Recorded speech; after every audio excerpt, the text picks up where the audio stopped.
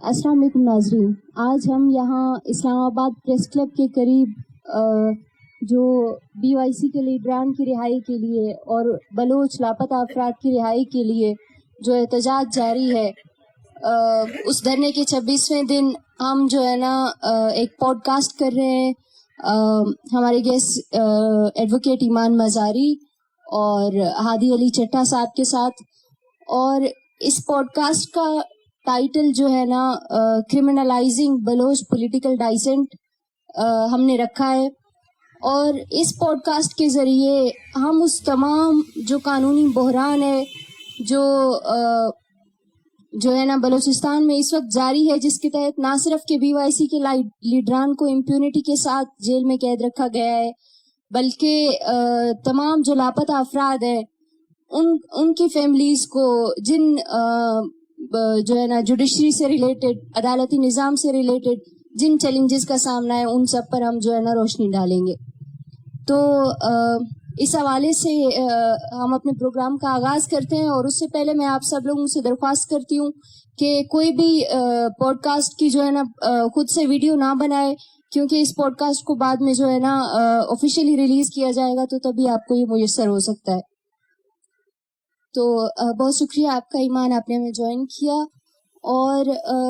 یہاں پہ ہم دیکھتے ہیں کہ کس لحاظ سے پاکستان میں جو ہے نا قانون کو استعمال کیا گیا ہے، نہ صرف کہ پولیٹیکل ڈائسنٹ کو کرش کرنے کے لیے، بلکہ اس جبر کو چھپانے کے لیے بھی جو ریاستیں کرتی ہیں، جس طرح کہ ہم انفورس ڈس اپیرنسز کے کیسز میں دیکھتے ہیں. تو اس وقت میں سب سے پہلے تو آپ سے ظاہر ہے جبری گمشدگیوں کے بارے میں سوال کرنا چاہوں گی کہ جبری گمشدگیوں جیسا جو سنگین مسئلہ ہے کہ جس پر ریاست اس ذمہ داری سے انکار کرتی ہے کہ آیا وہ سٹیزن اسٹیٹ ایکٹرز نے یا نان اسٹیٹ ایکٹرز نے جنہوں نے اس سٹیزن کو جو ہے نا قید کیا ہے، تو اس مسئلے پر جب ریاست اپنی ذمہ داری سے انکار کرتی ہے تو نظام قانون یا جو عدالتی نظام ہوتا ہے وہ اس انکار کا سامنا کیسے کرتا ہے؟ تھینک یو، بہت شکریہ. پہلے تو جب ہم جبری گمشدگیوں کے سلسلے کو دیکھتے ہیں یا عدالت میں بھی کوئی کیس جاتا ہے تو عدالت میں ہمیشہ سب سے پہلے بات یہ ہوتی ہے کہ اگر ریاست انکار کری ہے کہ ہم ایک جبری گمشدگی کے پیچھے نہیں ہیں اس پرٹیکولر کیس میں، تو پھر بھی عدالت کا یا ہوتا تھا، اب تو 26ویں آئینی ترمیم کے بعد یہ نہیں ہے، لیکن 26ویں آئینی ترمیم سے پہلے عدالت یہ کہتی تھی کہ ٹھیک ہے، مانا اگر ریاست نے خود کسی کو لاپتہ نہیں کیا، لیکن ریاست کی ایک پازیٹیو کانسٹیٹیوشنل آبلیگیشن ہے اپنی شہریوں کی طرف، اور ان کی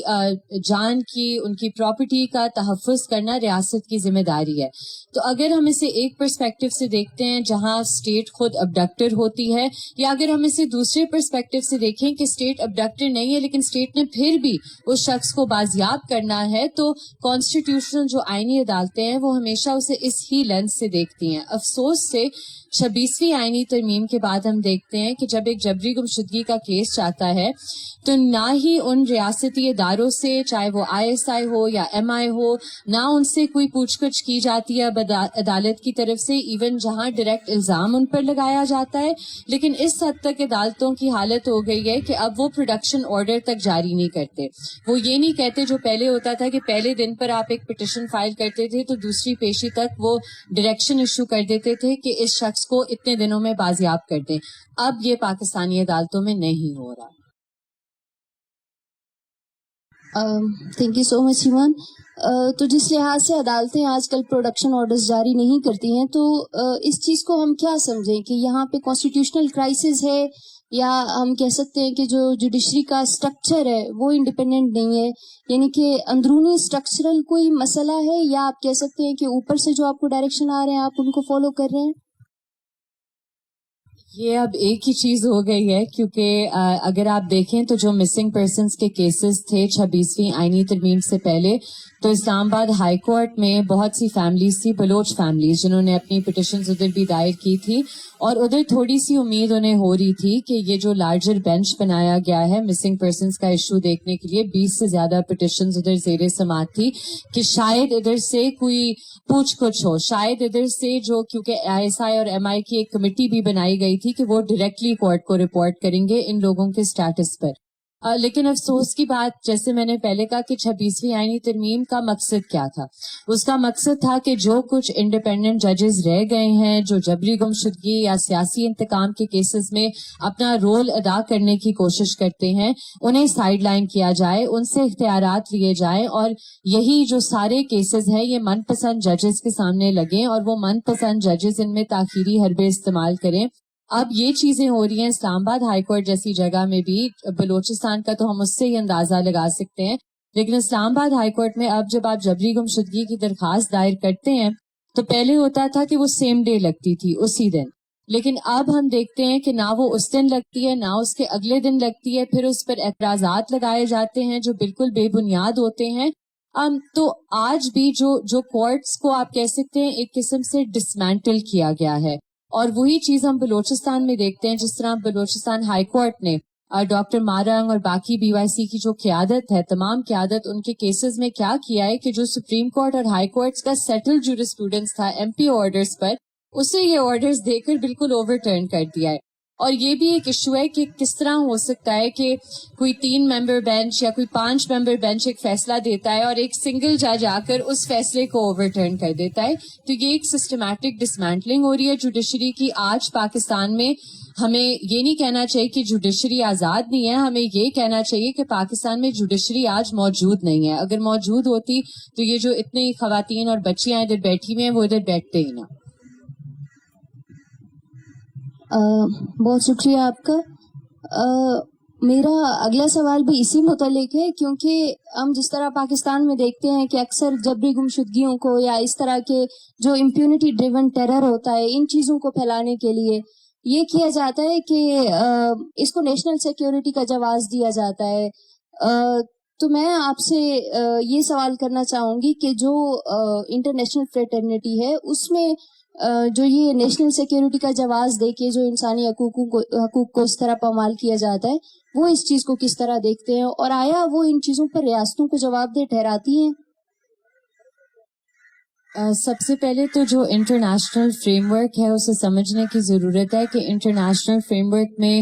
جو UN کی کنونشنز ہیں, ICCPR ہو, کنونشن اگینسٹ ٹارچر ہو, جبری گمشدگیوں کا کنونشن ہو, سب سے پہلے تو ریاست کو اسے سائن کرنا ہوتا ہے, ریٹیفائی کرنا ہوتا ہے, پارٹی بننا ہوتا ہے, اور آگے پھر اس کی کچھ انڈیویجول کمیونیکیشنز پروسیجرز ہوتی ہیں جو کہ بہت سے جو مہذب معاشرے ہیں انہوں نے ایکسیپٹ کی ہوئی ہیں کہ ادھر جو ہمارے شہری ہیں وہ ان کمیٹیز تک اپنی درخواستیں انڈیویجول کمپلینٹس بھیج سکتے ہیں, اور وہ کمیٹیز پر فیصلہ کریں گی کہ کیا ادھر کسی انسانی حقوق کی خلاف ورزی ہوئی ہے اور اس کا احتساب کس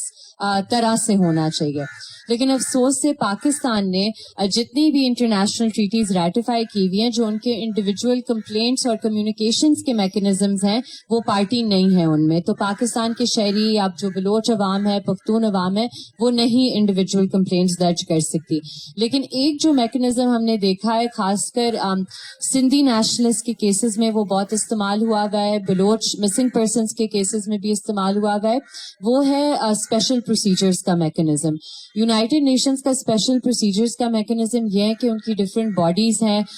ایک کمیٹی ہے ڈس اپیئرنسز پر, اسپیشل رپورٹر ہے فریڈم آف ایکسپریشن پر, ویمن ہیومن رائٹس ڈیفینڈرز پر. تو جب آپ ادھر سے انہیں کمپلینٹس لکھتے ہیں ارجنٹ ایکشن کے لیے یا ارجنٹ انٹرونشن کے لیے,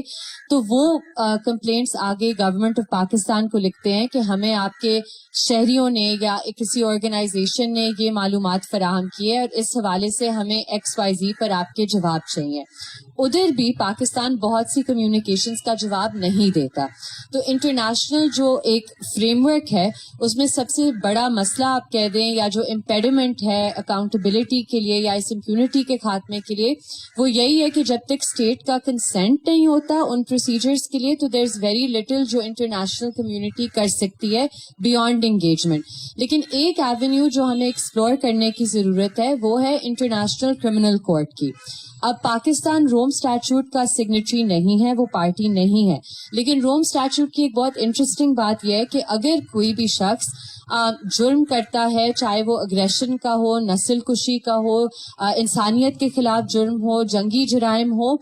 उनकी कॉग्निसेंस यूनिवर्सल जुरिस्डिक्शन के तहत कोई भी दुनिया की अदालत ले सकती है. तो जो सिविलियन या अस्करी इदारे या इंडिविजुअल्स इंसानी हकूक की जो बहुत संगीन पामालियाँ खिलाफ वर्जियाँ हैं उनमें इन्वॉल्व हैं, उनके खिलाफ इंटरनेशनल क्रिमिनल कोर्ट में कंप्लेंट्स दर्ज की जा सकती हैं. उधर ऑब्वियसली जो मैकेनिज्म है वो थोड़ा सा कॉम्प्लिकेटेड है, उनका अपना प्रोसिक्यूटर होता है, लेकिन और भी जो रीजनल कोर्ट्स हैं और जो डोमेस्टिक कोर्ट्स हैं बाहर, उनमें ये केसेस दर्ज होने चाहिए ताकि जो लोग अस्करी क़यादत में होते हैं जब वो बाहर जाते हैं उनकी अकाउंटेबिलिटी उस तरह इंश्योर की जा सकती है.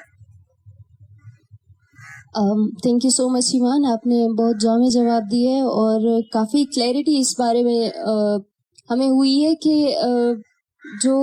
यूनाइटेड नेशन से रिलेटेड जो स्पेशल प्रोसीजर्स होते हैं उनके तहत सिर्फ जो है ना मिसिंग पर्सनस के केसेस को आगे इंटरनेशनल कम्युनिटी के सामने रखा जा सकता है. तो यहाँ पे एक और फैक्टर भी पैदा होता है कि जो इंटरनेशनल ऑर्गेनाइजेशंस हैं उन्हें इस पर फ्रेमवर्क बनाने की गालिबन ज़रूरत है, क्योंकि जो बलोच मिसिंग पर्सनस का मामला है वो एक या दो शख्स या चंद 100 शख्स का मामला नहीं है, ये एक पूरी नस्ल का मामला है. कि जिस तरह इंटरनेशनल कम्युनिटी आए रोज पेटिशंस की सूरत में या दूसरी सूरतों में जिस तरह दूसरे जेनोसाइड्स को रिकॉग्नाइज करती है, जिस तरह हम अफगानिस्तान के मसले में देखते हैं कि आप एजुकेशन को एड्रेस करते हो, आप जेनोसाइड को एड्रेस करते हो, लेकिन अभी तक इंटरनेशनली जो बलोच जेनोसाइड है उसको एक्सेप्ट नहीं किया जाता है. मेरा अगला सवाल सर हादी आपसे है कि जिस तरह अभी हमने कौमी सलामती के मुतालिक बात की है, तो यहाँ पे एक सवाल ये है कि अदलिया जो है वो कौमी सलामती के तकाज़ों और जो फर्द के इंसानी हकूक होते हैं उनके दरमियान किस तरह तवाज़ुन कायम कर सकती है?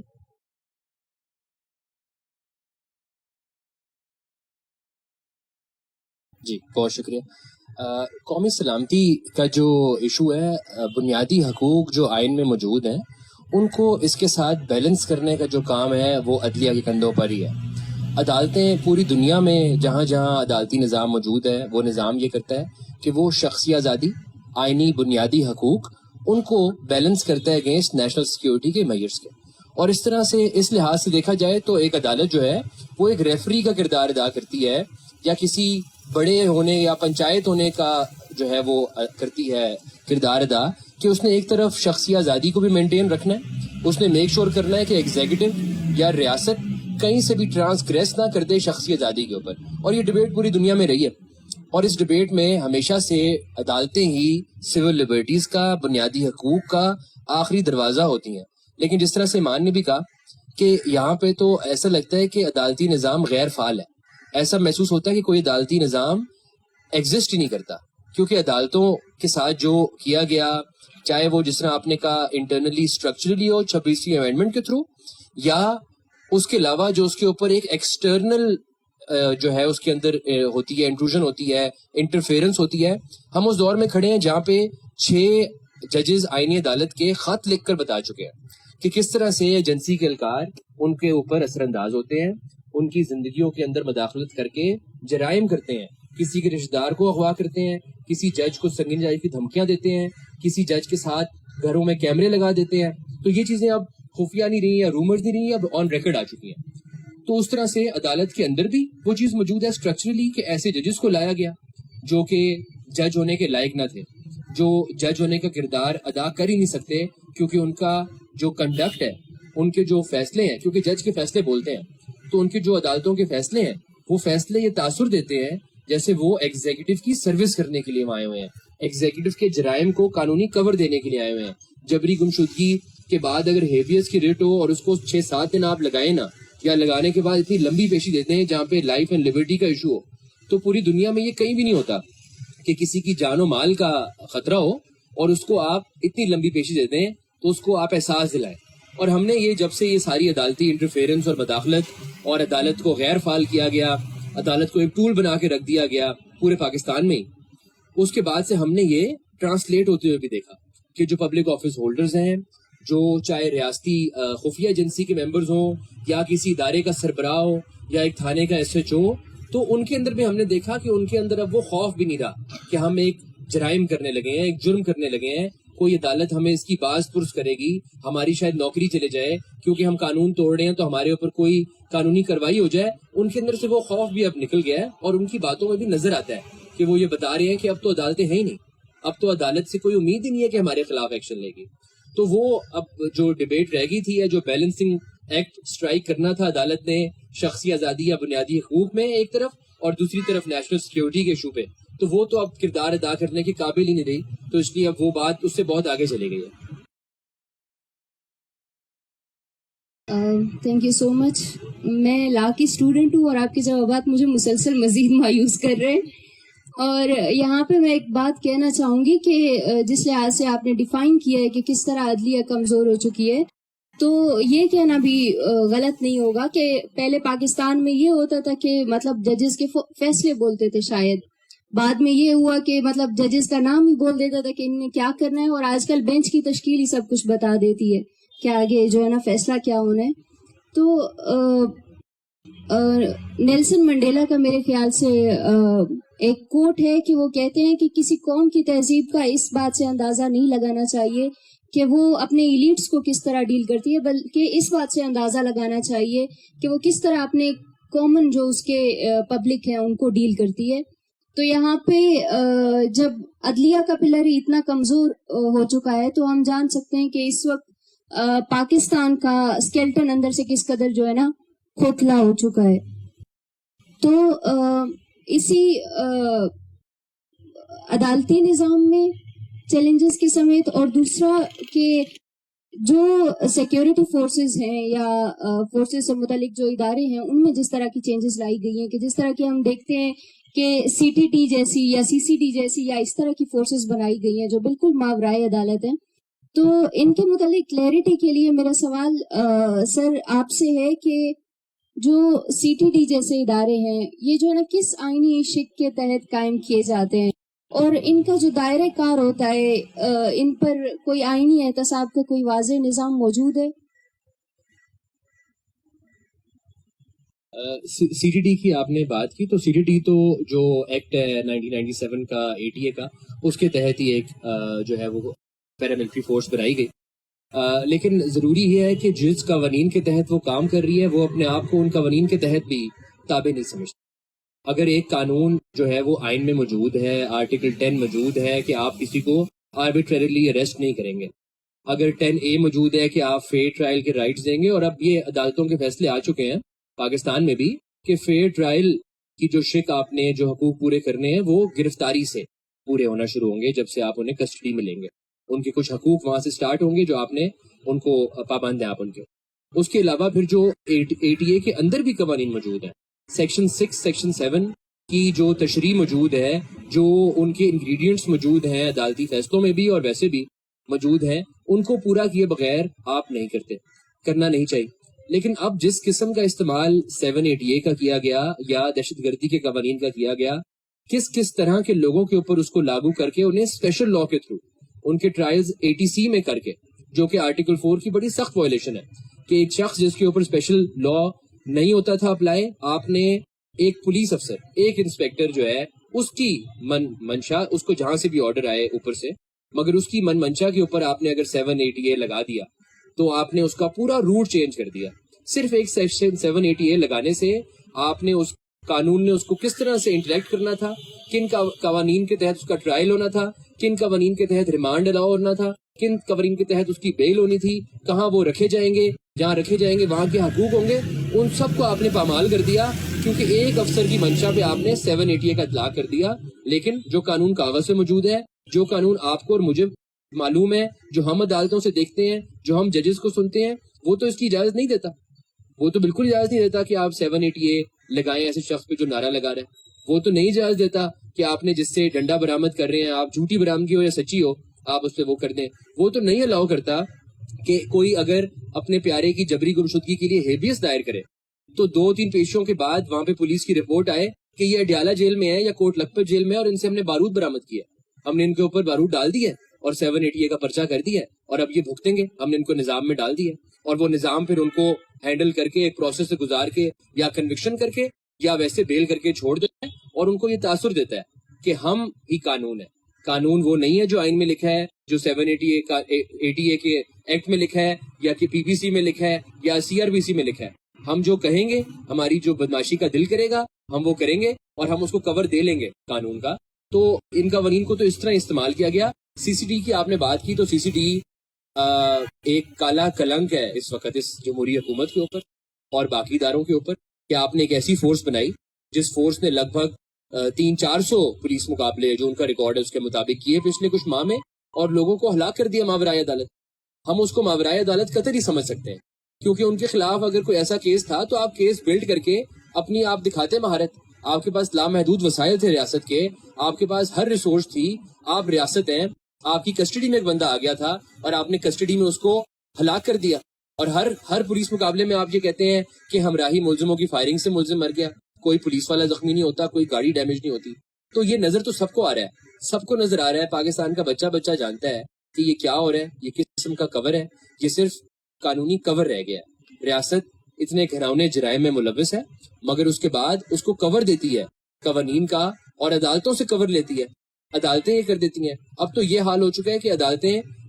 جبری گمشدگی کیسز کی FIR بھی درج نہیں ہونے دیتی. 365 کی اغوا کی ایک FIR ہوتی تھی نامعلوم کے خلاف, اب تو جبری گمشدگی کیسز میں وہ FIR تک درج نہیں ہوتی. تو اس سے زیادہ کور پولیس اور کیا دے ان نامعلوم افراد کو جو لوگوں کو جبری طور پر گمشدہ کرتے ہیں.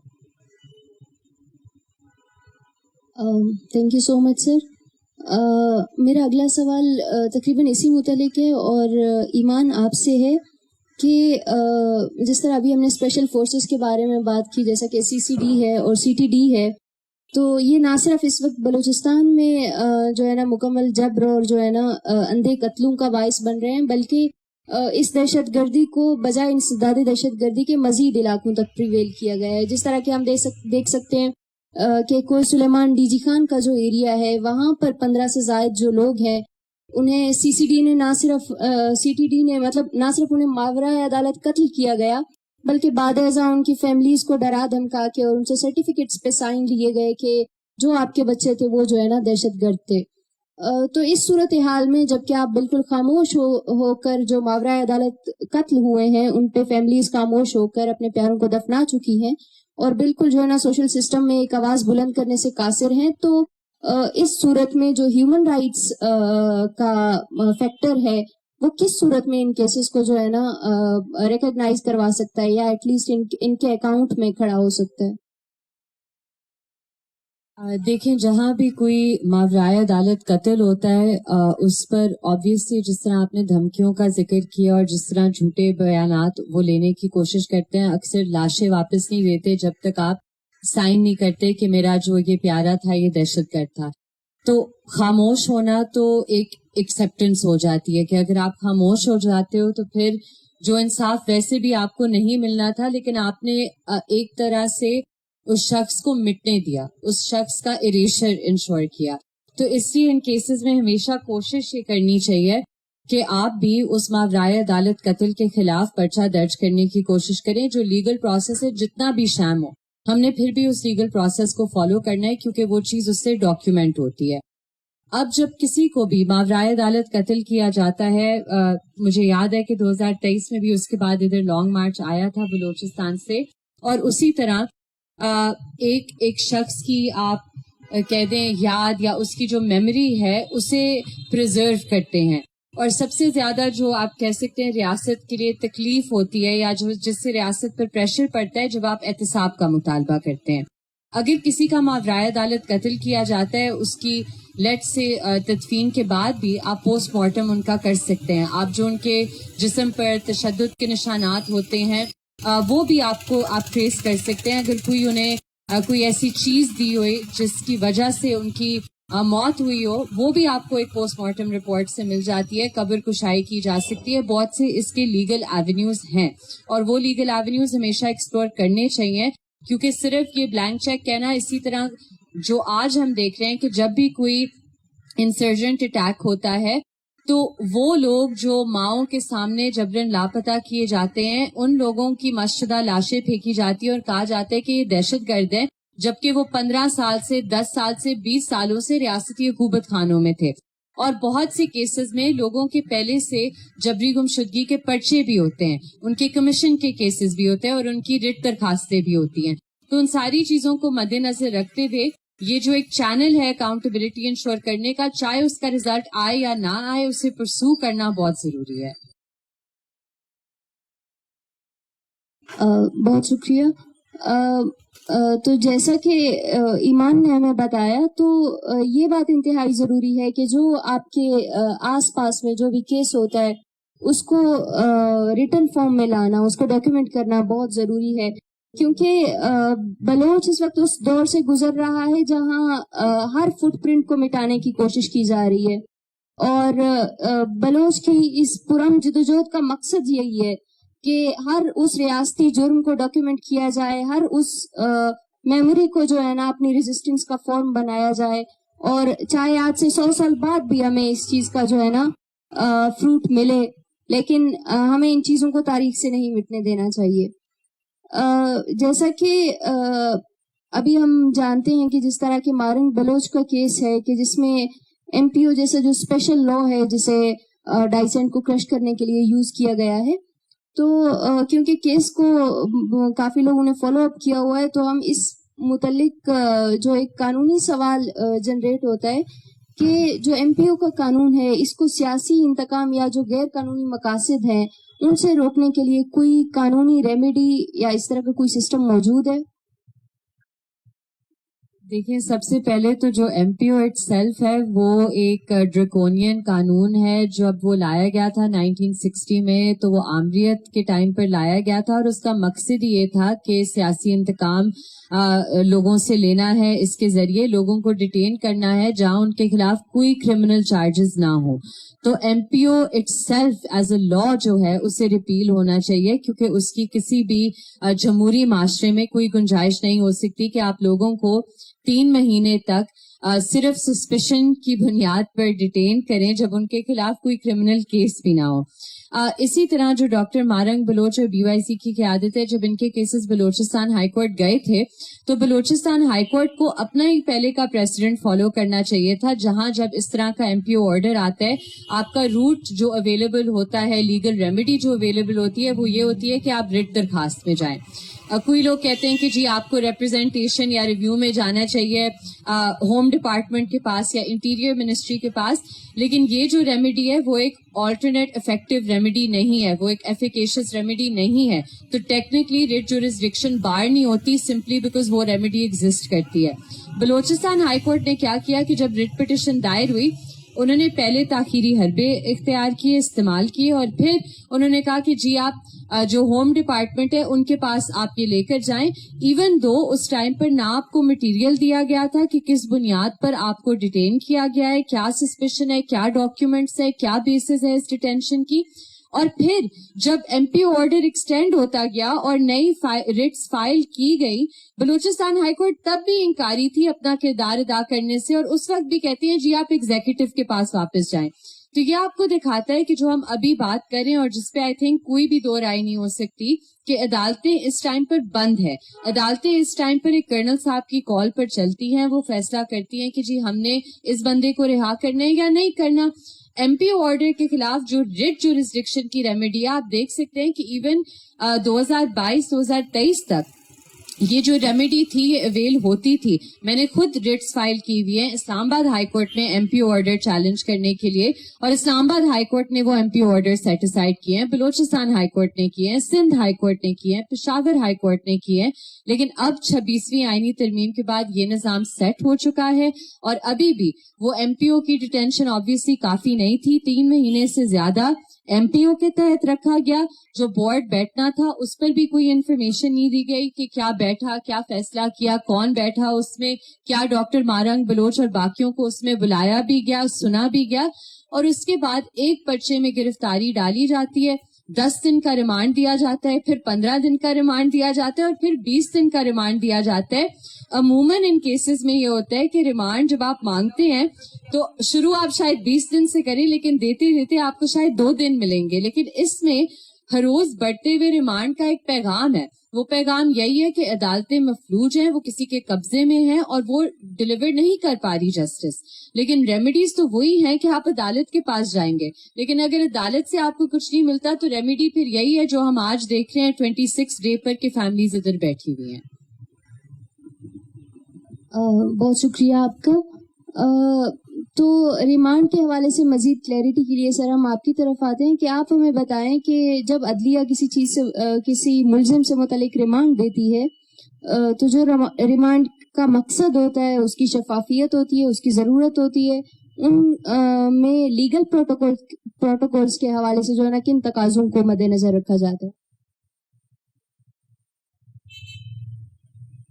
جی دیکھیں, ریمانڈ کی جو ہیئرنگ ہوتی ہے وہ بڑی امپورٹنٹ ہیئرنگ ہوتی ہے, کیونکہ جب آپ پری ٹرائل ڈیٹینشن کی بات کرتے ہیں, یعنی کہ کوئی بھی مقدمہ چلنے سے پہلے, شواہد سامنے آنے سے پہلے, جرا ہونے سے پہلے, سزا ہونے سے پہلے آپ نے ایک شخص کی شخصی آزادی, اس کی لبرٹی کرٹیل کی, اس کو کسٹڈی میں رکھا. تو اس لیے وہ جو کسٹڈی ہے گرانٹ ہونا, کل کو اگر وہ اس میں بری ہو جائیں یا سزا یافتہ ہوں, سزا یافتہ ہوں تو مسئلہ نہیں ہے, اپیل کا حق ہوتا ہے, لیکن اگر وہ بری ہوں تو کوئی بھی ان کو ایک بھی دن واپس نہیں لوٹا سکتا جس کے الزام میں وہ کسٹڈی میں رہے اور بعد میں الزام ثابت نہیں ہوا. اس لیے پاکستان میں بھی اور پوری دنیا میں جو قوانین موجود ہیں, جو ججمنٹس موجود ہیں, وہ یہ کہتی ہیں کہ آپ نے بہت کیئرفل ہونا ہے ایز اے جج, آپ نے بہت کیئرفل ہونا ہے اور آپ نے دیکھنا ہے کہ آیا میں اس ملزم کو جس پہ صرف ابھی الزام ہے, کیا میں ان کو کسٹڈی میں دے سکتا ہوں, کیا میں ان کو پولیس کے حوالے کر سکتا ہوں, کیا پولیس کے پاس ایسے ٹھوس شواہد موجود ہیں, ایسی کوئی خاص وجہ موجود ہے جس کے مقصد کے حصول کے لیے انہیں یہ ریمانڈ چاہیے. تو ہم جو روزانہ عدالتوں میں ریمانڈ کی پیشیاں دیکھتے ہیں ان میں پولیس کو نہ صرف کہ اپنی پروگرس دکھانی پڑتی ہے کہ ہم نے اتنے دنوں میں یہ چیزیں اچیو کر لی ریمانڈ میں, اور باقی کچھ نکات رہ گئے ہیں جن پہ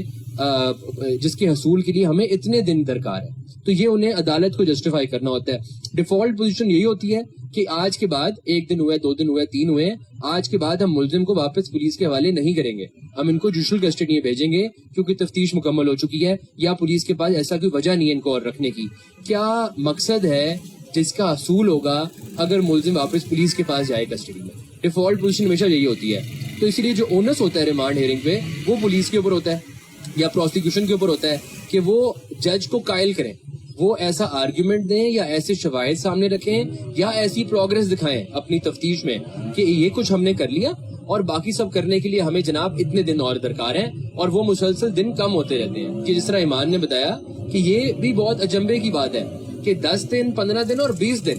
وہی بات آ گئی دوبارہ کہ عدالت اپنے کنڈکٹ سے یہ شو کرتی ہے کہ کوئی عدالت نہیں ہے, کوئی قانون نہیں ہے, کوئی قانون فالو نہیں ہوگا. آپ نے قانون کے طالب علم یا وکیل ہونے کے ناطے جو بھی پڑھا آج تک اس کی امید نہ رکھیں عدالتوں سے, اس کی امید نہ رکھیں کہ وہ قانون فالو ہونا ہے یا ہم نے ہمارے سے پہلے جو فیصلے آئے ہیں ان کو فالو کرنا ہے, کیونکہ ہم کامن لا کو فالو کرتے ہیں تو ہم نے پریسیڈنٹ فالو کرنا ہے. وہ اس سے بھی آ رہی ہیں, وہ اس کو بھی فالو نہیں کرتے. لیکن ہم جو دیکھتے ہیں ریمانڈ کی پیشوں پر تو وہاں پہ نکات ہے, غالباً غلام حسین ججمنٹ ہے جس کے اندر 18 نکات ہیں جو لکھ دیے گئے, اور ان میں لکھا گیا ہے کہ یہ صورتحال میں آپ ریمانڈ دیں گے, آپ کوشش کریں گے کہ آپ ریمانڈ کم سے کم دیں, یہ قانون میں لکھا ہے. آپ کوشش کریں گے کہ آپ پولیس کو کم سے کم وقت دیں, کیونکہ اگر انہوں نے اپنا کام کرنا ہے تو وہ ان دنوں میں کریں اور تفتیش کو مکمل کریں. تو ڈاکٹر صاحبہ کی کیس میں یا باقی جو ساتھی اندر ہیں ان کے کیس میں تو ایسی کوئی تفتیش ہے ہی نہیں, ایسا کوئی مقصد یا ایسی کوئی آبجیکٹو ہے ہی نہیں جس کے لیے پولیس ریمانڈ مانگے. تو پہلے انہوں نے ایم پی او کے تھرو وہ کیا جہاں پہ انہیں یہ ثابت کرنے کی ضرورت نہیں تھی. اس کے بعد انہوں نے ایک پرچے کے اندر ریمانڈ جو ہے وہ انلیگلی مانگا, اور عدالت نے بھی اس ریمانڈ کو جو اوارڈ کیا اس کی کوئی گراؤنڈ نہیں ہے, کوئی بیسس نہیں ہے. لیکن ہم سپریم کورٹ میں بھی فائل کیا, وہاں بھی نہیں لگے گا. تو نظام آپ کو یہ بتاتا ہے, نظام یہ بتاتا ہے. اور جس طرح ایمان نے بتایا کہ یہ جو ہے پالیسی کل اینڈ ڈمپ کی, یا بتایا کہ کس طرح یہ چیزیں ہمارے سامنے ہوتی ہیں یا لاشیں ہمیں ملتی ہیں اور اس پہ بھی کوئی سوال جواب نہیں ہوتا. ہمارے بلوچستان کے بہن بھائی تو کب سے اس رویے کی شکایت کر رہے تھے, احتجاج کر رہے تھے, بتا رہے تھے. پنجاب کے لوگ یا باقی پاکستان کے لوگ جن کو بظاہر لگتا تھا یا غلط فہمی تھی کہ وہ ایسی ریاست میں رہتے ہیں جہاں آزادی ہے, جہاں ایسا نہیں ہوتا, انہوں نے ایک سیاسی پارٹی نے 26 نومبر کو احتجاج کیا اور ان سیاسی کارکنوں کو گولی ماری گئی. یہاں سے کچھ دوری ہے وہ جگہ جہاں انہیں دن دہاڑے گولی ماری گئی. ہمارے سامنے, ہماری آنکھوں کے سامنے کیمرے محفوظ ہے وہ مناظر جہاں پہ رینجرز کی یونیفارم میں رینجرز اہلکار نے ایک شخص کو نماز پڑھتے ہوئے کنٹینر سے نیچے پھینک دیا. ان چیزوں کی کوئی جواب دینی ہوئی. تو ریاست اس وقت ایک پیٹرن شو کر رہی ہے, ریاست اپنی پالیسی شو کر رہی ہے کہ ہم ظلم کریں گے, جبر کریں گے, آپ احتجاج کریں اس کی بھی کوئی نہیں سنوائی ہوگی, آپ عدالتوں میں جائیں اس کی بھی کوئی سنوائی نہیں ہوگی, ہمارے اوپر کوئی قانون نہیں ہے. ایک آئین پاکستان جس کو ہم ایز شہری مانتے ہیں کہ یہ آئین ہمارے پہ ہے, ہم اس کے تابع ہیں, تو وہ ایک معاہدہ ہے ریاست کے ساتھ کہ ہم کچھ چیزیں مانتے ہیں اور ریاست پہ کچھ فرائض ہیں اس کے تحت. تو ریاست تو اپنے فرائض آن ریکارڈ ہے کہ اپنے فرائض ماننے سے انکاری ہے. وہ ماننے سے انکاری ہے کہ ہم آرٹیکل 4 کی دھجیاں وہ کہتے ہیں ہم اڑائیں گے, وہ کہتے ہیں کہ ہم ڈیو پروسیس نہیں کریں گے, وہ کہتے ہیں ہم آرٹیکل 10A کی پاسداری نہیں کریں گے. تو اس وقت تو ایسا لگتا ہے کہ کوئی قابض طاقت ہے جو آئی ہے باہر سے, تو وہ اس آئین کو نہیں مانتی اور ہمیں کہتی ہے کہ اس آئین کو مانے. بہت شکریہ سر. سر میرا اگلا سوال اسی متعلق ہے کہ جس طرح آئین کو یوز کیا جاتا ہے, جس طرح کے فیبریکیٹڈ FIRs کے لیے, نہ صرف یہ کہ جو پولیٹیکل ایکٹیوسٹ ہیں ان کے اگینسٹ, بلکہ جو اسٹوڈنٹس ہیں ان کے خلاف بھی, کیونکہ بعض اوقات جو بلوچ اسٹوڈنٹس لاپتہ ہوتے ہیں ان کے کیسز میں ہم دیکھتے ہیں کہ جب بعد میں کوئی FIR وغیرہ کئی روز بعد سامنے آتی ہے, اگر ان کیس اگر جوڈیشری کوئی ایکشن لیتی ہے تو اس میں ہمیں یہ دکھائی دیتا ہے کہ اگر کسی کو مثال کے طور پہ لاپتہ کیا گیا ہے کسی ایک شہر سے اور اس پہ FIR بنائی جاتی ہے کہ دوسرے شہر میں اس کے پاس سے فلاں مواد برآمد ہوا, یا اس طرح کے فیبریکیٹڈ چارجز جو پٹ اپ کیے جاتے ہیں, تو جو یہ صورتحال ہے اس میں جو ہے نا قانونی جو نظام ہے, یعنی وکلاء کی جانب سے جو لیگل فریٹرنیٹی ہے خاص طور پہ ان کی جانب سے اس کے روک تھام کے حوالے سے جو ہے نا کیا اقدامات ضروری ہیں, اور آیا اس وقت جو پاکستان کے وکلاء ہیں وہ اس چیز کے لیے کس حد تک جو ہے نا اس چیز کو ریکگنائز کرتے ہیں یا اس چیز کو ایڈریس کرنے کے لیے قائل ہیں؟ اس طرح کے بہت سارے ٹیکٹکس ہم نے ریاست کی طرف سے دیکھے.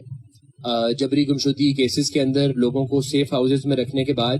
جب عدالت سے نوٹس چلے گیا ایک فارمیلٹی کے طور پہ, تو اس کے بعد ان کو جھوٹے پرچے 780A کے, بارود کی برآمدگی, پرائما کارڈ وائر اور ڈیٹونیٹر, یہ سب ایک ٹیمپلیٹ, ایک بالکل فرضی پرچے کر کے انہیں حراست میں دکھایا گیا. اس کے علاوہ ہم نے دیکھا کہ لوگوں کو جو ہے وہ ایک کے بعد ایک مختلف پرچوں میں گرفتاری ان کی ڈالی گئی. اس کے بعد ہم نے دیکھا کہ لوگوں کا اغوا کیا جاتا ہے مختلف علاقوں سے اور کسی اور علاقے میں ان کی گرفتاری شو کر دی جاتی ہے. تو ان سب کے لیے قوانین تو موجود ہیں, ان قوانین کی پاسداری ہوتی یا نہیں ہوتی وہ ایک الگ بات ہے. عدالتیں ان کو اگر ڈائریکشن آ جائے عدالتوں کو کہیں سے, تو اس کے بعد وہ ان سیف گارڈز کو جو ضابطۂ فوجداری کے اندر اسی لیے رکھے گئے تھے کہ کہیں ایگزیکٹو اپنی طاقت کا ابیوز نہ کرے, کہیں ریاست جس کے پاس لامحدود وسائل ہے, جس کے پاس مکمل طاقت ہے, وہ ان قوانین کا غلط استعمال کر کے جھوٹے پرچے یا لوگوں کو پھنسائے نہ. کوئی بھی ڈسینٹ کی آواز ہو, کوئی پروٹیسٹ ہو, کوئی ایسا احتجاج ہو جو ان کو آئینہ دکھاتا ہو, اس کے اوپر کریک ڈاؤن نہ کرے. تو وہ قوانین تو موجود ہیں لیکن ان کی پاسداری نہیں ہوتی. لیکن جو آپ نے جو سوال کیا وکلا کے اس سے لیگل فریٹرنیٹی کے لیے, تو دیکھیں اگر کسی اور تھانے کی حدود کی پولیس کسی اور جگہ پر گرفتاری عمل میں لاتی ہے تو اس کو اس لوکل تھانے کے اندر اندراج کرانا چاہیے جو قانون کہتا ہے. یہ ایک مینڈیٹری پروویژن ہے کہ اگر فار ایگزامپل ہم اس وقت تھانہ کوثار کی حدود میں ہیں, اگر یہاں کی پولیس تھانہ شالیمار کی حدود میں جو کہ زیادہ دور نہیں ہے یہاں سے, وہاں پہ گرفتاری کرنا چاہتی ہے تو انہیں یہاں سے اپنی فورس کو لے کے جائیں گے, اس تھانے میں اس کا رپٹ روزنامچے میں اندراج کرائیں گے, ان کی لوکل فورس کی امداد ساتھ لیں گے, گرفتاری عمل میں لائیں گے. گرفتاری کے بعد, اور گرفتاری میں بھی ان کو چادر چار دیواری پامال کرنے کا حق حاصل نہیں ہے. اگر وہ چادر چار دیواری کا جو ہے وہ پامال کرتے ہیں تو اندر جو لوگ موجود ہیں وہ سیلف ڈیفense کے قوانین جو 92 سے لے کے 106 CRPC موجود ہیں اس کے تحت reasonable amount of force use کر سکتے ہیں. اور اب یہ اسی طرف دور جا رہا ہے جس طرح KP میں, جس طرح بلوچستان میں تو ہمیشہ سے ہوتا آیا, بٹ KP میں بھی اور اسلام آباد میں, سینٹرل پنجاب میں, ہر جگہ یہ کیا گیا. تو کچھ واقعات ایسے ہوئے جہاں لوگوں کے مسلح تھے, ان کے پاس لائسنس ویپن تھے, انہوں نے آگے سے مزاحمت کی اور اس مزاحمت میں نقصان ہوا, اور اس نقصان کا مکمل ڈیفنس موجود ہے ضابطۂ فوجداری میں, کیونکہ آپ لوگوں کی چادر چار دیواری میں اس طرح کود کے دروازے توڑ کے نہیں جا سکتے. خاص طور پہ جو آپ کے ساتھ سادہ لباس اہلکار ہو تو ان کے خلاف اگر گولی بھی چل جائے, میں آپ کو اس حد تک بھی بتا سکتا ہوں کہ اگر گولی بھی چلے تو عدالتوں نے لوگوں کو بری بھی کیا ہوا اس بات کے اوپر. ہاں اگر کوئی ڈائریکشن ہو اور عدالت اپنا کام مکمل دیانتداری سے یا بہادری سے نہ کرے تو اور بات ہے. اس کے علاوہ میں نے آپ کو اندراج کا بتایا. اندراج کے بعد دوسری چیز جو ہے برآمدگی کی, تو برآمدی کے لیے بھی ضابطۂ فوجداری میں قوانین موجود ہیں کہ آپ کو لوکل جگہ سے گواہ بنانے ہیں. آپ کو اس چیز کو فورینزک کے لیے جو بھی آپ نے جھوٹی برآمدگی کی ہے بھیجنا ہے فورینزک لیب میں, اور یہ سب چیزیں پھر عدالت میں اس کے بعد چیلنج بھی ہو سکتی ہیں. بٹ یہ جو کیسز جن کی ہم بات کر رہے ہیں جہاں پہ ریاست خود ایک فریق بن کر سامنے آتی ہے, ریاست خود یہ سارے جو ہے کارنامے سر انجام دیتی ہے, جھوٹی برآمدگیوں کے ہوں, چاہے اغوا کے ہوں, چاہے مسخ شدہ لاشیں ملیں, تو اس کے اندر پھر نظام کو ہم نے مفلوج دیکھا. ہم نے دیکھا کہ زخمی لوگوں کے یا مضروب لوگوں کی ضربات کے MLC نہیں بنائے جاتے. ہم نے دیکھا کہ لوگوں کو کتنے عرصے بعد پہلی بار ریمانڈ میں پیش کیا جائے تو ان سے یہ پوچھا نہیں جاتا کہ آپ اتنے دن کہاں تھے. ان سے میجسٹریٹ جس کے یہ پابند ہے اس چیز کا کہ ان سے پوچھے گا کہ کیا آپ پہ ٹارچر تو نہیں ہوا, اور اگر وہ ملزم کہے کہ ہاں میرے پہ ٹارچر ہوا ہے تو میڈیکل کا آرڈر کرے گا قانون کے مطابق, ایک سول ہاسپٹل سے یا سرکاری اسپتال سے اس کا میڈیکل کرائے گا, اور میڈیکل میں اگر ضربات یا ٹارچر یا کسٹوڈیل ٹارچر کے سائنز آئیں گے تو اس کے بعد آرڈر کرے گا کہ پرچہ دیا جائے ان لوگوں پہ جن کی یہ تحویل میں تھا. ان ضربات کے تحت جو بھی 337 کی کورسپونڈنگ ضربات بنتی ہیں, سیکشنز بنتے ہیں, دفعات کے اوپر آپ پرچہ دیں. تو ہم نے دیکھا کہ باقی جگہوں پہ تو یہ ہوتا ہے, عدالتیں کرتی ہیں, انہیں پتہ ہے قانون کا, فالو بھی کرتی ہیں. بٹ جن کیسز کی ہم بات کر رہے ہیں اس وقت, ان کے اندر قانون کو, قانونی اداروں کو, پولیس کو, عدالت کو, ہسپتال کو, سب کو مفلوج دیکھا ہم نے کہ وہاں پر وہ بے بس ہیں اور وہ کہتے ہیں کہ ہم یہ نہیں کر سکتے کیونکہ یہ نظام ہے, اور اس نظام نے یہ ظلم کی روایت بنائی ہے اور اس کو چلایا ہے, اور یہ ایک زبان زد عام کی ہے. اب جب پولیس ٹارچر کرتی ہے تو لوگ اتنے زیادہ عادی ہو چکے ہیں کہ انہیں لگتا ہے کہ یہ تو پروسیس کا حصہ ہے. فزیکل ریمانڈ یا جسمانی ریمانڈ پہ لوگوں کو لگتا ہے کہ مار پیٹ کا حق ہے پولیس کو. یہ چیزیں بالکل قانون میں موجود نہیں ہیں اور ان کے اوپر بہت سخت کارروائی ہوتی ہے. اب تو جو نیا پولیس ٹارچر یا کسٹوڈیل ڈیتھ کے اوپر قانون ہے فیئر ٹرائلز والا, اس میں تو FIA کو اختیار دیا ہے کہ پولیس کے خلاف FIA میں درج ہوگی, وہ تفتیش کریں گے. اور عام کیسز کے اندر ہم نے پولیس اہلکاروں کو سزائیں ہوتی بھی دیکھی ہیں, پولیس اہلکاروں کو سزائے موت ہوتی بھی دیکھی ہے کسٹوڈیل ڈیتھ کے اوپر یا ٹارچر کے اوپر. لیکن دوبارہ میں آپ کو بتاتا چلوں کہ ان کیسز کے اندر نظام بالکل مفلوج ہے اور یہ سارے سیف گارڈز بالکل غیر فعال ہیں. CRPC کی پاسداری بالکل نہیں ہوتی. ججز, پولیس اہلکار یا آئینی عدالتوں کے ججز بھی بالکل بے بس ہیں, اور یہ بات زبان زد عام کہتے ہیں کہ یہ کام قانون تو یہ کہتا ہے بٹ ہم یہ نہیں کر سکتے. تھینک یو سو مچ سر. میرا اگلا سوال ایمان آپ سے ہے کہ آپ نے یہاں سپریم کورٹ میں جو بلوچ مسنگ اسٹوڈنٹس تھے ان کے کیسز کو فالو اپ کیا ہے, تو یہاں پہ جنرل پبلک کے لیے میں آپ سے سوال کرنا چاہتی ہوں کہ جن کیسز کو آپ نے فالو اپ کیا ہے, کیا ان میں سے ایک بھی کیس ایسا ہوا ہے کہ جو کوئی اسٹوڈنٹ تھا اس کے اگینسٹ اسٹیٹ نے اس بات کو ثابت کیا ہو کہ واقعی اس کا کسی جو ہے نا ٹیررسٹ اس سے کوئی تعلق ہے, یا اس طرح کا کوئی مطلب ٹھوس شواہد دیے جا سکے ہوں, یا صرف پاور کا ابیوز کیا گیا؟ بلوچ اسٹوڈنٹس کے کیسز ہم نے 2022 میں اسلام آباد ہائی کورٹ میں پٹیشن درج کی تھی, اور تھوڑا سا میں پس منظر اس لیے دوں کہ اس کے بعد جب کمیشن بنا تھا, کمیشن نے کچھ ریکمنڈیشنز دی تھی. 2022 8 فروری 2022 میں حفیظ بلوچ کو پہلے قائد اعظم یونیورسٹی کے کیمپس پر ریشلی پروفائل کیا. ایک سرونگ میجر تھے آرمی کے جو کیمپس پر رہائش پذیر تھے, اور انہوں نے ان کی پروفائلنگ کی. اور جب وہ بچہ واپس گزار گیا, ایک کلاس روم جس میں وہ بچوں کو پڑھا رہا تھا, دن دہاڑے لوگ آئے ہیں, ویگو ڈالے آئے ہیں, اسے اغوا کر کے لے گئے ہیں. کیمپ ادھر لگا 30 دن سے زیادہ کے لیے, اور پٹیشن فائل کی گئی, اور اس وقت عدالت آزاد تھی, اور اس لیے عدالت نے جو پرچہ اسٹوڈنٹس پر کیا گیا تھا وہ پرچہ بھی واپس لیا گیا, اور عدالت نے جو بلوچ اسٹوڈنٹس کے حوالے سے کیا کہتے ہیں وہ آبزرویشنز اور جو ڈائریکشنز بھی دی تھی وہ بہت خوشائن تھی. ہوا یہ کہ جب وہ پٹیشن زیر سماعت تھی تو ہر روز کوئی نہ کوئی کیس آتا تھا. ایک بی بکر بلوچ کو اٹھایا تھا پنجاب یونیورسٹی سے, اور اسٹوڈنٹس کو ڈفرینٹ یونیورسٹیز کے کیمپسز سے, اور جب وہ گھر جاتے تھے چھٹیوں کے لیے تو ناکوں پر روک کر انہیں اغوا کیا جاتا تھا. تو ہر پیشی پر ہم کورٹ کو نئی معلومات دیتے تھے کہ اب ادھر سے یہ شخص اغوا ہو گیا, اب ادھر سے یہ اسٹوڈنٹ اغوا ہو گیا. تو اینڈ میں جب پریزیڈنٹ سے بھی ملاقاتیں ہوئی اور جگہوں پہ ملاقاتیں ہوئی اور کوئی رزلٹ نہیں نکل رہا تھا, تو پھر کورٹ نے یہ ڈائریکشن دی کہ وفاقی حکومت ایک کمیشن بنائے اور انہوں نے اپنے آپ کو تقریباً 4 مہینے بعد کہا کہ میں اپنے آپ کو اس سے الگ کرتا ہوں, میں نہیں کر سکتا. پھر اختر مینگل صاحب نے اس کمیشن کو ہیڈ کیا اور انہوں نے ایک بہت جامع رپورٹ پروڈیوس کی اور اس میں ہم نے 68 اسٹوڈنٹس کی لسٹ دی تھی جو صرف 2022 کے تقریباً 4 سے 6 مہینے میں جبراً لاپتہ کیے گئے تھے. اور ان 68 اسٹوڈنٹس میں سے کچھ اسٹوڈنٹس تھے جن کا ریاست نے آ کر آئی تھنک 2024 یا 25 کے شروع میں بتایا کہ جی انہیں ایکسٹرا جوڈیشلی ایکسیکیوٹ کیا گیا ہے, اور انہوں نے اس طرح تو نہیں بتایا, انہوں نے کہا کہ جی CTD کے مقابلے میں وہ ان کا انکاؤنٹر ہو گیا. تو ادھر بھی وہ کوئی ثبوت نہیں دے پائے کہ ان کے خلاف کیا کیس تھا, وہ CTD کی کسٹڈی میں کب آئے تھے, ایسے کیسے ہو سکتا ہے کہ ان کی جبری گمشدگی کے کیسز پہلے درج تھے یا پٹیشنز درج تھی اور پھر آپ کہتے ہیں کہ وہ CTD کی کسٹڈی میں تھے. تو ان سارے کیسز میں ہم نے دیکھا کہ کبھی بھی 2022 سے لے کر آج تک 6 مارچ 2025 جب یہ بینچ ٹوٹا تھا, ریاست کوئی ایک بھی ثبوت نہیں پیش کر سکی کہ چاہے وہ بلوچ اسٹوڈنٹ ہو, چاہے وہ راشد حسین کا کیس ہو, چاہے وہ کسی بھی مسنگ پرسن کا کیس ہو, وہ نہیں ثابت کر سکے. ثابت تو بہت دور کی بات ہے, وہ کچھ بھی نہیں لا سکے عدالت میں کہ یہ شخص دہشت گرد ہے. لیکن ایک بات جو ہوئی, جب انوار کاکڑ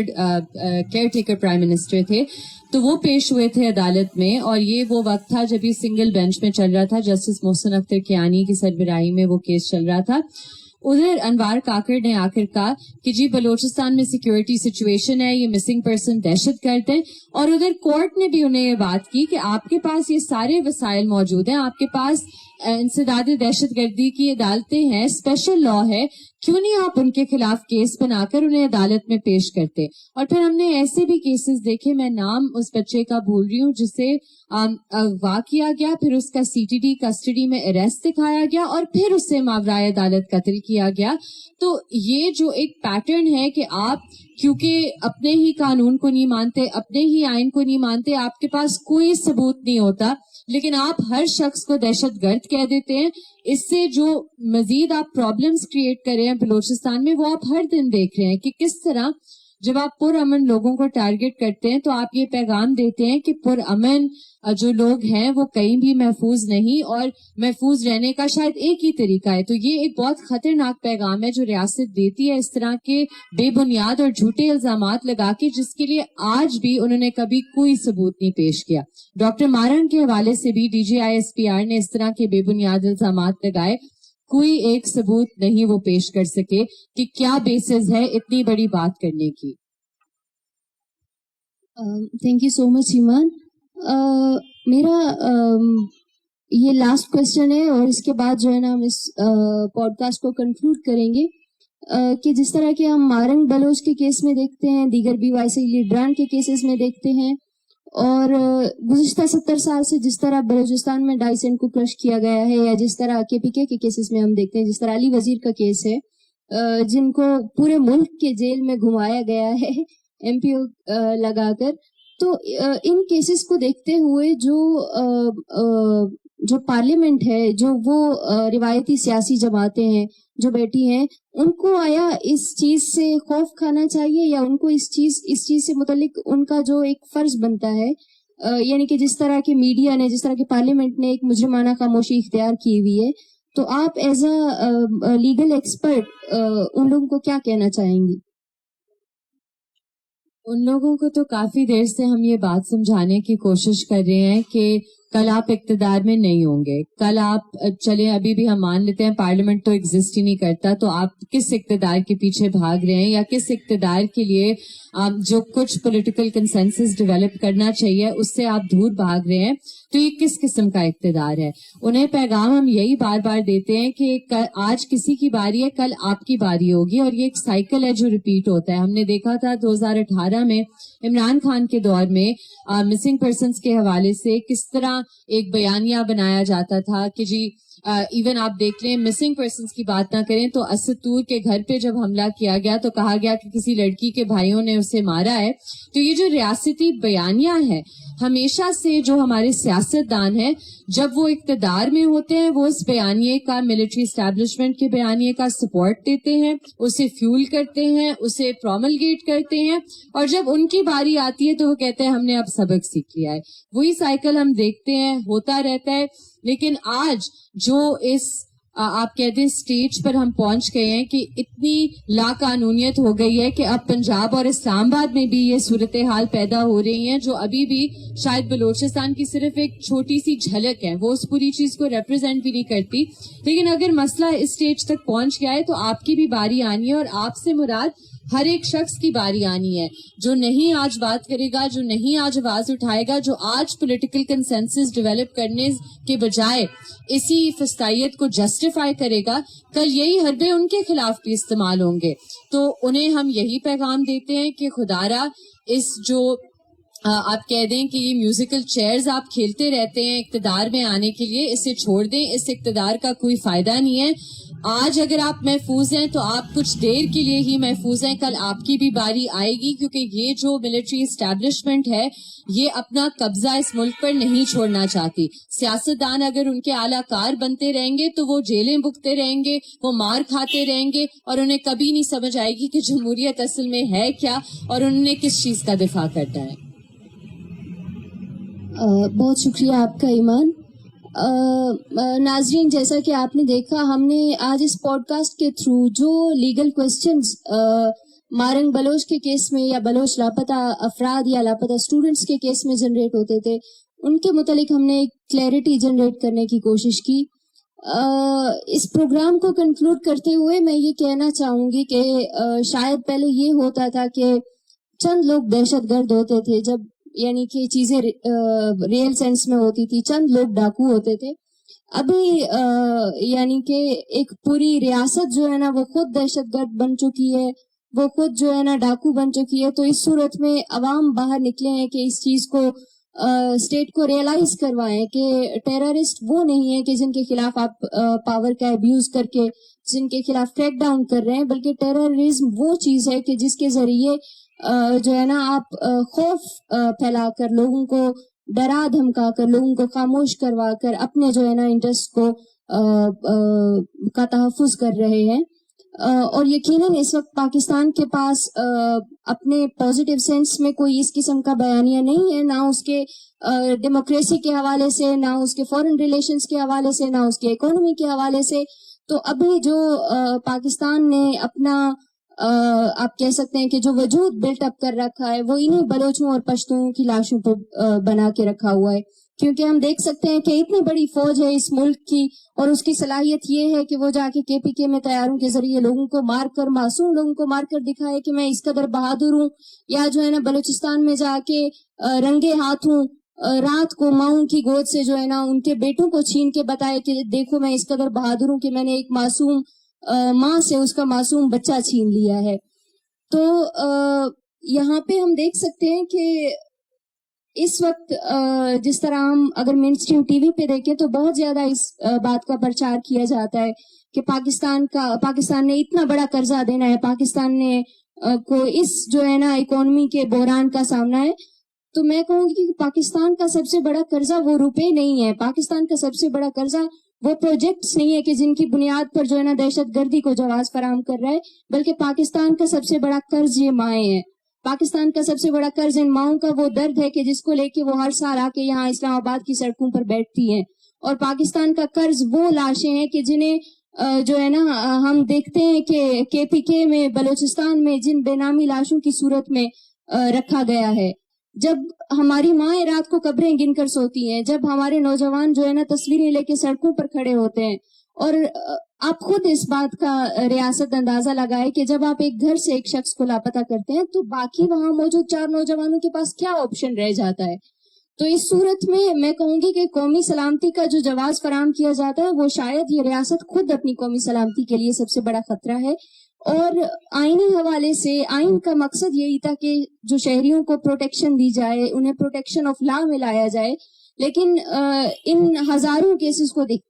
देखते हुए जो एक्स्ट्रा जुडिशियल किलिंग के केसेस हैं, जो लापता अफराद के केसेस हैं, हम यही कह सकते हैं कि जब तक के बलूचिस्तान का हर शहरी, जब तक के केपीके का हर शहरी जो है ना प्रोटेक्शन ऑफ लॉ में नहीं आता, तब तक हम यही समझेंगे कि बलूचिस्तान का यहाँ मौजूद हर शख्स भी लापता है, क्योंकि कुछ भी بعید नहीं है कि हम में से हर शख्स को लापता बनाया जाए या जो है ना एक्स्ट्रा जुडिशली मार दिया जाए, और ये कोई हल नहीं है। अगर यही हल होता तो ये जंग जो है ना गुज़िश्ता 75 साल से जारी ना रहती। बहुत शुक्रिया आप सब लोगों का।